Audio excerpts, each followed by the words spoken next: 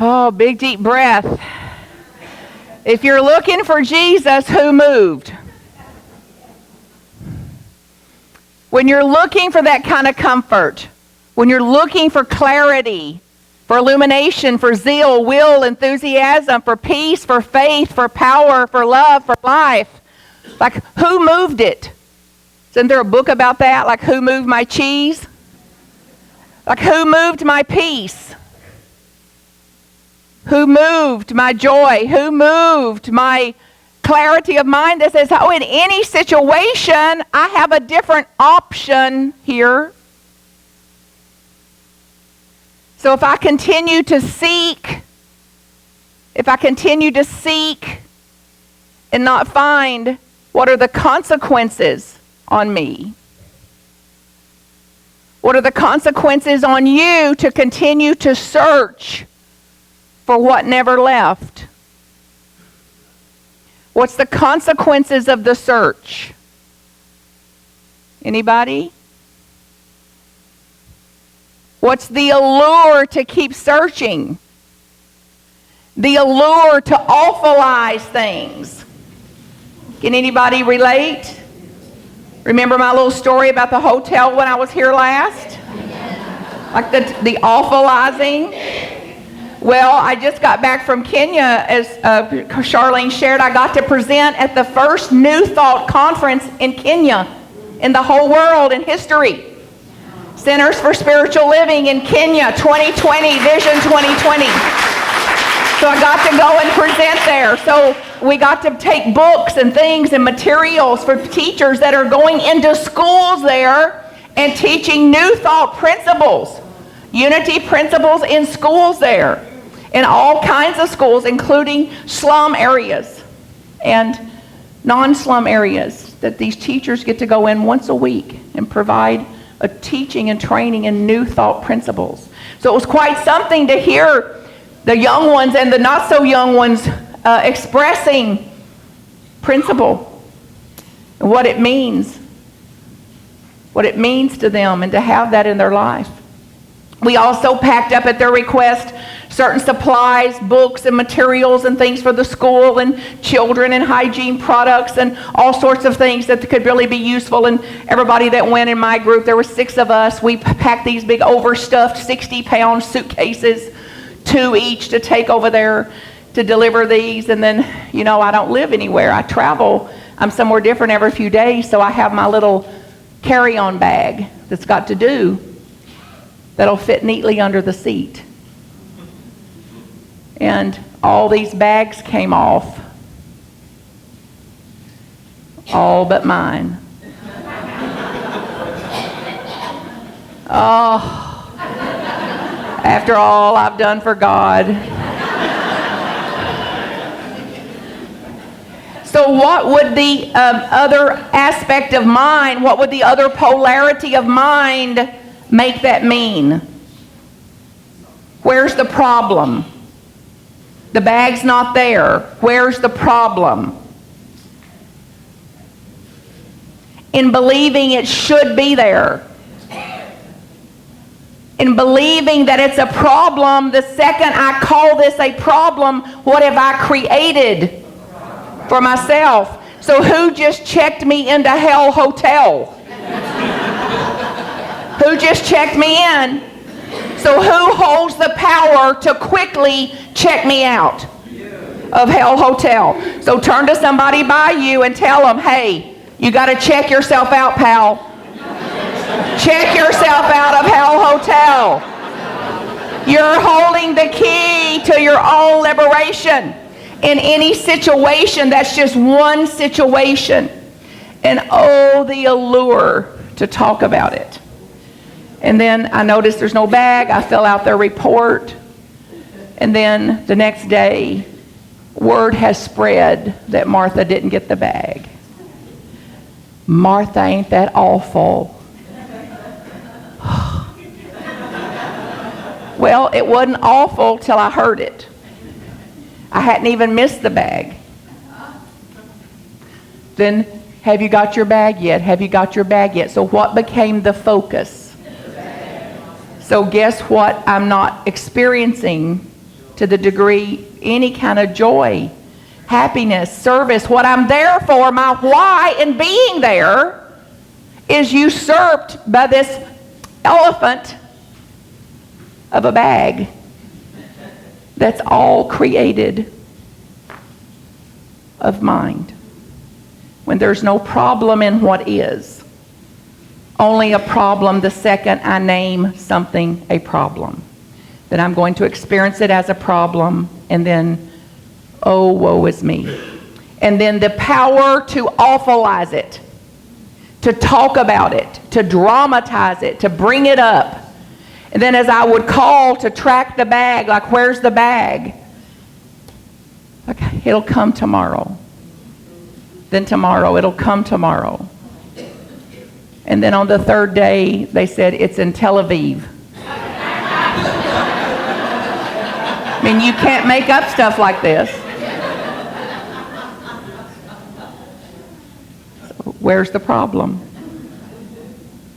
So I'm working, as you are, I believe, at creating my own experience, which is the basics of Unity's teaching. That says, I don't have the power to get that bag there. If I had the power to get that bag there, it'd be there. If I had the power to end suffering in the world, would we have any? If you could end suffering, would we have any suffering in the world? So is suffering included? And are bags delivered sometimes? Yes, and not delivered sometimes. But how often are they delivered right on time? And how often are they not delivered right on time? But we lack this perspective, right? We lack a perspective that, wait a minute, 90-some% of the time it goes just fine. That's a miracle. But oh, the once. Unbearable. Awful, awful, awful. So today's topic is quits, things to quit. So you got a message in your meditation, some of you, of some things that may be for you to quit. It could be some habit you have, or a complaining, or resentments, or what was your message? And I have a list of 8 that comes out of material that I've used over the years in various immersion processes and year-long trainings and things that I facilitate, that's called emotionally healthy spirituality.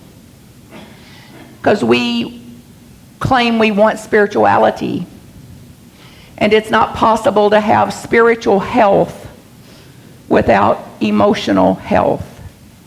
This is proven scientifically, that the emotional quotient, the emotional IQ, the EQ, emotional spirituality is necessary before we can have a spiritual maturity. So these come right out of that material, which is written by Peter and Jerry Scazzara. And you can look it up online and find their work. And they're in an interfaith, intercultural, mega ministry up in New York. And several books written about it. And they're out there in the narthex. This list is provided for you today if you want it. And then if you hang around for the workshop, we're really going to dig in here and get a new framework around this and take out a root system of this old belief system that we have that's archaic, and get a new root system down, a new framework about this. So stay if you can. Have a bite and stay. And if you know anybody in your life that suffered just enough, text them or call them and tell them to get over here. Just say, she's crazy enough, you want to check her out, you know. She actually believes that there's another way to be in the world. So let's see what's actually possible about that. So the first on this list of quits is to stop, to quit being afraid of what other people think about you. Would that be okay? So let's use 1 or 2 as an example. Like, I think I'm fat. You think I'm fat. We have everything in common.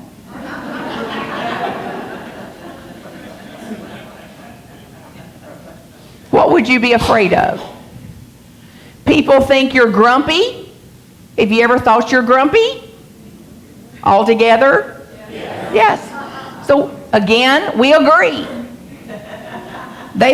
You think you're needy and whiny at times. So when other people say, hey, you're needy and whiny, what would your response be?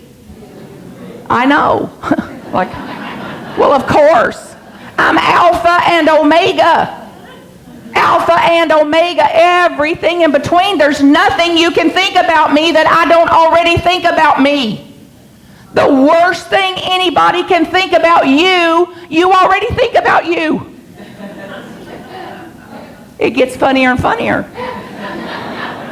So what if after this moment in time of 2020, you had less fear about what people think about you? What would that be like? Would that be okay with you? If you left here today with less fear, less concern about what others think about you, realizing that there's no new thought under the sun? Like, of course they think it. I think it. What if you could no longer be afraid of thoughts? What if you could no longer be afraid of concepts, of words on a page, of letters strung together? What if that left you today? What would that be like? Freedom, liberation. Get a sense of that in your body.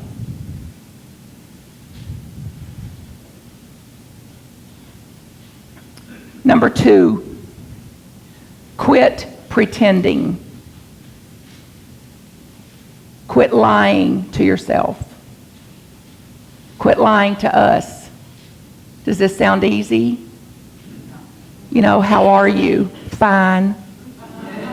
Fine, fine, fine. It's all good. It's like, well, tell your face. Because it has not caught up. Versus what would it be like to just literally hear a question and to answer it, you know, like I'm in a state of worry and I'm working with it. Or I'm having an experience of sadness and I know that every rainstorm runs out of rain eventually.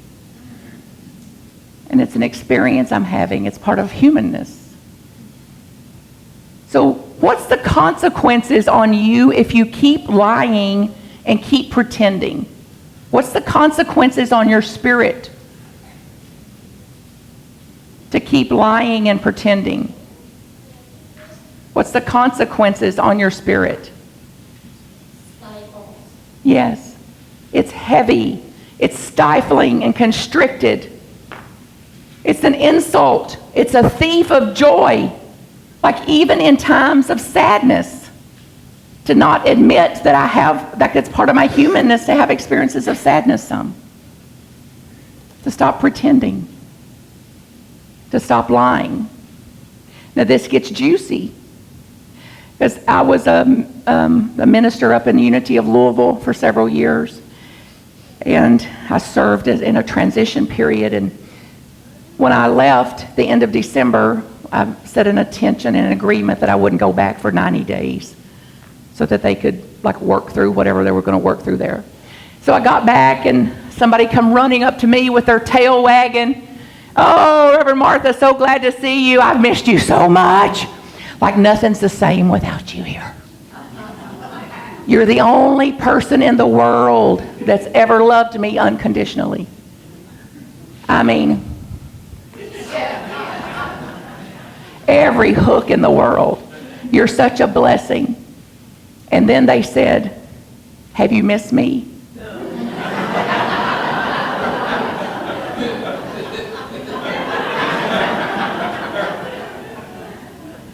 And I'm practicing telling the truth. So I had an internal, spiritual, emotional, physical meltdown because my mind was showing me images of them dying. If I told the truth, that they would die, that they couldn't bear the truth. And I could not lie to save my life because of this commitment that I had made to tell the truth. And so here they are, big eyes, tail wagging. Did you miss me? And I said, you know, honey, if the truth is I do love you. And I don't know about unconditional. I don't know about that. But I can say honestly that I love you. And the truth also is I've not missed you. And then I waited for them to die.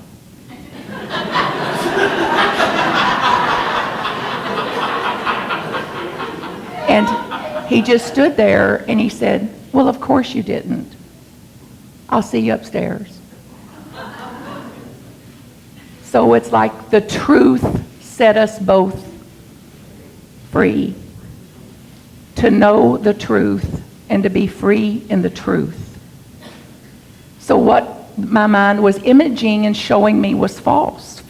Error thinking, evil thoughts, faulty thinking. And I had to test it to see. Because I value honesty, I value authenticity, I value relationships that are emotionally and spiritually mature enough to bear that kind of authenticity and honesty. So if I want those kind of relationships, who has to do it? It's got to be me.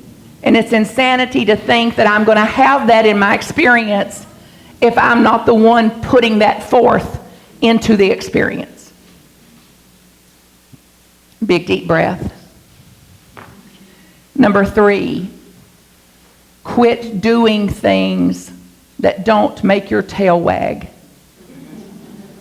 Quit doing things that kill your spirit. Stop doing things that don't bring you an aliveness. You know what these are. When you're doing these things, time collapses. You know how time will just pass and you can't even believe you've been at it that long? Versus things that kill your spirit is such drudgery. When you think about you've got to do it, it's like those things. To do less of that. Now, I'm not talking about things like floss your teeth. You know, my tail don't wag when I think about flossing my teeth. It does not wag. And I floss them so my teeth won't fall out. So I'm talking about things that day in and day out over time, when we look back at our life and look at we had 50 years to live or 100 years to live, how much of that life was spent doing things I didn't give a hoot about. So I'm either going to regret it or I'm going to be glad that I took on 2020 an antidote to quit some of it and begin to apply it. Number 4 is to quit denying that you have fear. To quit denying that you have sadness and emotions and grief. And instead to integrate the full spectrum of emotion. Like it's part of being human, alpha and omega. So if you have a pulse, check to see if you do, then you know you're going to have fear. It's normal. It's natural. It's part of our operating system. It's wired in us. It's purposeful. And then through our own practices, spiritual practices, prayer, meditation, we can have fear and fear not have us. That we can have an experience of fear and not be paralyzed in that fear. But to see I have fear and I see another option for myself. Big deep breath. This is the mother load. To quit blaming. Sound easy?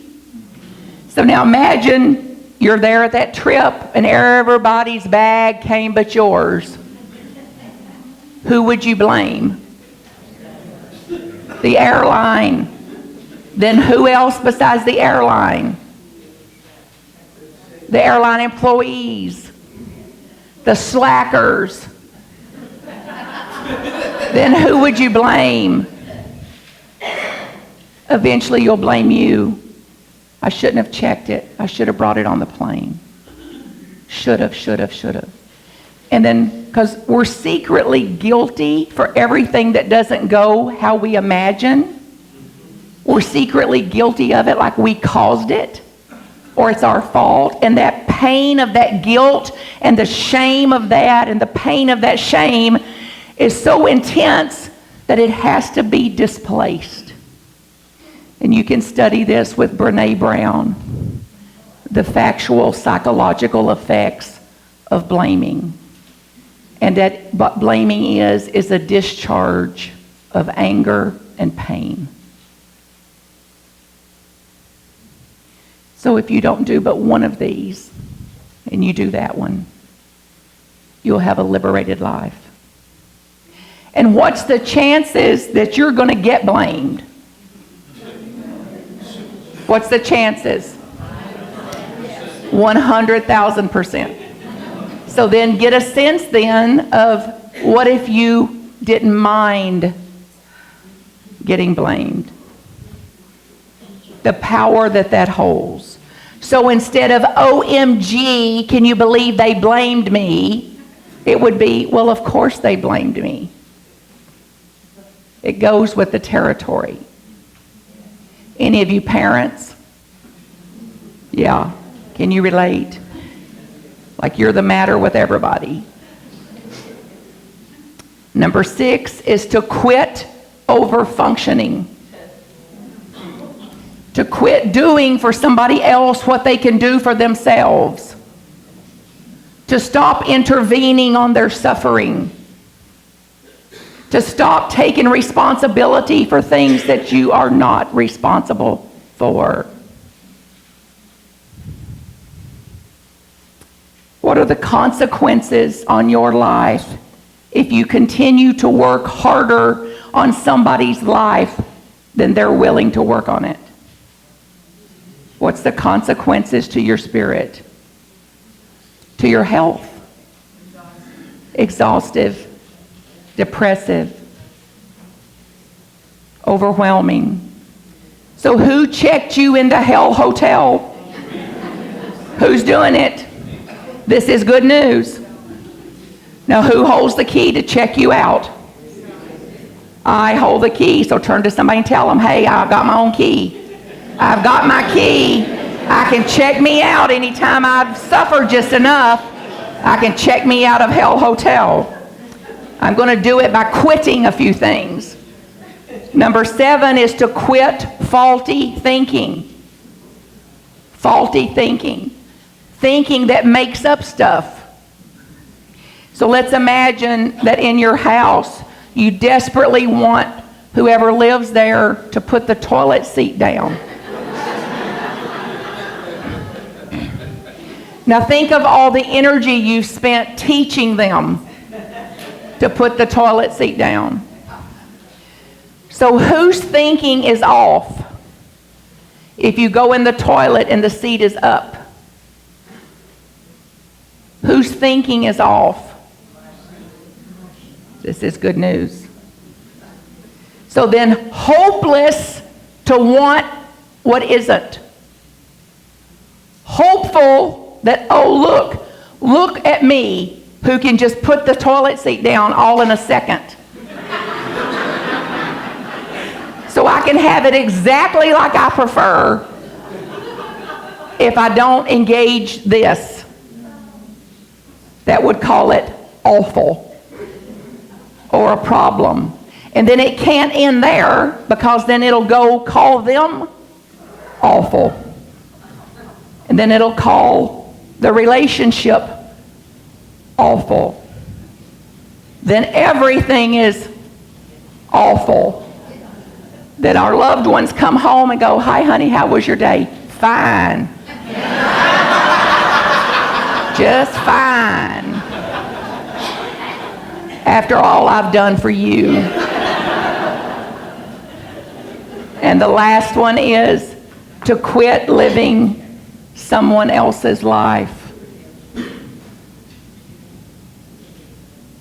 So how much of the life we're living is actually a true life for me? How much of the life that you're living is actually a true life for you. And are they going to pressure us to do it their way? Of course. Think about something you love to eat, and you love it so much you naturally want other people to try it, right? Like, oh, try it. You'll love this. I promise. And then they could be right. But once you try it and you don't love it, once you try it and it's out of integrity for you, or you try it and it's like a shoe that doesn't fit your foot, then who's suffering you by continuing to try to like what you don't, or trying to make things fit you that don't fit you? So the power to take back your own life, the only life you have to live, the one life that is yours by assignment, that is yours by divine appointment. So big deep breath. So get a sense of who you would be and what it would be like if you quit some of this that you've heard today. And as you go out through this week, when people say, how's it going? Say, I'm a quitter. I thought you went to a positive thinking church. It's like, yes, I do. I've got such a positive mental attitude, I'm quitting. I'm helping my positive mental attitude by quitting a few things. I recommend it. So the list is out there. Take it with you if you want. And then hang around for the workshop if you can, and we'll get into this root system and get a different framework around this. And if you want to contact me directly, it's marthacreek.com. You can schedule time with me there on the website. I'm all over flat South and Central Florida through the winter. Next week down in Fort Lauderdale in a place called Bridges Spiritual Center. So if you know people in the area and this message is resonant with you, encourage them to come. Also on the website, there's free resources, 150 free videos, 150 free podcasts. Whatever I have is free.